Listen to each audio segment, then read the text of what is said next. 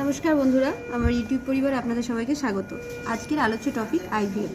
IVF related তিনটে solution নিয়ে আজ আমি কথা বলবো। প্রথমটা হচ্ছে হাইপোটনিক, তারপরেরটা হচ্ছে হাইপারটনিক,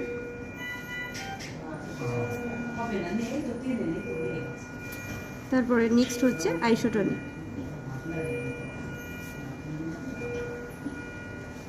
তো ফার্স্ট বলেছিলাম হাইপোটনিক। হাইপোটনিক নিয়ে কিছু কথা বলি। হাইপোটনিক মানেই হচ্ছে, দেখো, হাইপো যেখানে তোমার লোয়ার কনসেন্ট্রেশন হবে, যেখানে ওয়াটার বেশি থাকবে কিন্তু প্লাজমা লেভেলের ক্ষেত্রে কনসেন্ট্রেশন লোয়ার হবে। আমরা এক্সাম্পল হিসেবে কোন কোন স্যালাইনকে হাইপোটনিক সলিউশন হিসেবে ভাবতে পারি? ফার্স্ট হচ্ছে 0.45% NaCl, 0.33% NaCl আর ডিস্টিল ওয়াটার। ডিস্টিল ওয়াটারকে আমরা কোনো সময় ইউজ করি না, it's not usable.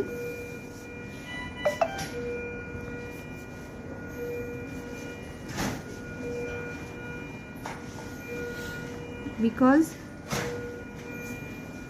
it causes extremely hypotonicity. এবার আসি যে হাইপোটনিক সলিউশনের এক্সাম্পল পেলাম, হাইপোটনিক সলিউশন কি সেটা জানলাম। এরপরে আমরা দেখে নেব যে কী কী ক্ষেত্রে ইউজ করা হয়। তবে আমি বলে রাখি, হাইপোটনিক সলিউশন মানে হচ্ছে সেলে এক্সেসিভ ওয়াটার রিটেন হয়। সেক্ষেত্রে কি হতে পারে? সেলুলাইটিস হয় বা লাইসিস, যেটাকে আমরা বলি অ্যাকুমুলেশন অফ ফ্লুইডের জন্য সেল ব্রেকডাউন হয় বা ব্লাস্ট হয়।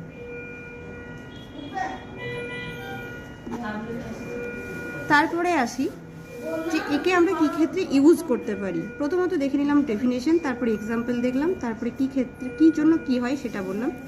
এরপর হচ্ছে ইউজ, কী ক্ষেত্রে আমরা হাইপোটনিক সলিউশন ইউজ করতে পারি। ফার্স্ট হচ্ছে রিহাইড্রেট হলে, রিহাইড্রেট সেলের ক্ষেত্রে ইউজ করব। দ্বিতীয়ত হচ্ছে হেল্পফুল ফর সেলুলার ডিহাইড্রেশন।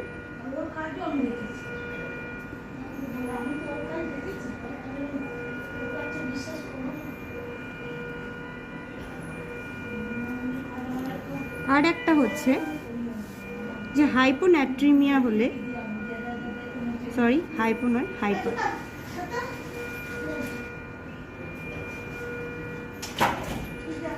ক্ষেত্রে ইউজেবল। ঠিক আছে, এগুলো হচ্ছে হাইপোটনিক সলিউশনের ক্ষেত্রে কখন ইউজ করা হয়, কী জন্য কী হয় সেগুলো বলা হলো। এরপরে চলে আসি, নেক্সট হচ্ছে হাইপারটনিক সলিউশন।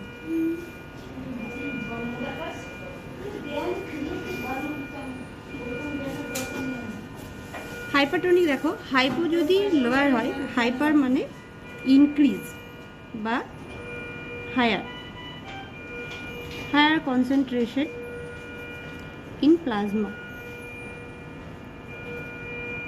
যেখানে ওয়াটার লেভেল লো হবে, কারণ হাইপো আর হাইপার দুটোই অপোজিট।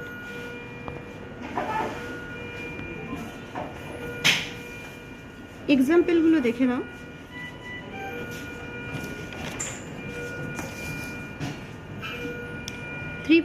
NaCl, এই যে 3% NaCl যেটা দেখছো, এটা হচ্ছে হাইপারটনিক সলিউশন।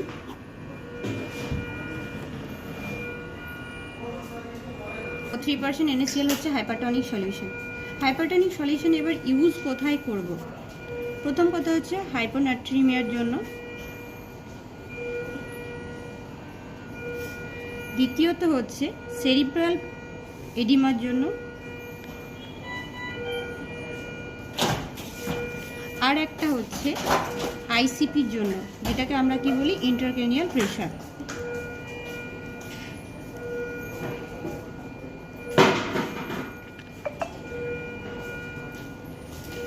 তো সহজভাবে মনে রাখি একবার। প্রথমত হচ্ছে হাইপারটনিক সলিউশন, যেখানে higher concentration in plasma, water লেভেলটা লো হবে। এক্সাম্পল হিসেবে আমরা জানি 3% NaCl, 5% NaCl, 10% in water, 5D NH। আমরা কোথায় ইউজ করছি? টু ট্রিট হাইপোনাট্রিমিয়া, সেরিব্রাল এডিমার ক্ষেত্রে, আর ইন্ট্রাক্রেনিয়াল প্রেশার ইনক্রিজ করার জন্য। লাস্ট ওয়ান হচ্ছে আইসোটনিক।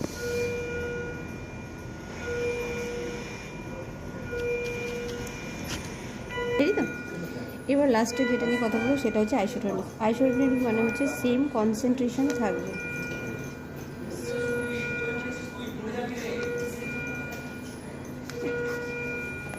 যেখানে কনসেন্ট্রেশন সেম থাকবে, এখানে যেটা হবে, এটা আমরা মেনলি কিসের জন্য ইউজ করতে পারি? আইভি ইনফিউশনের জন্য,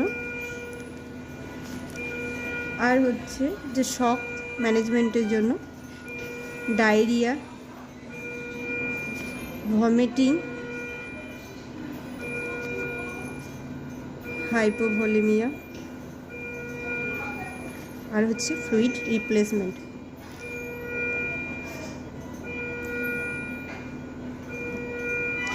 এবার আসি আইসোটনিক সলিউশন বলতে আমরা কি কি বুঝি। এক্সাম্পল হিসেবে বুঝি 0.9% NaCl, যেটাকে নর্মাল স্যালাইনও বলা হয়,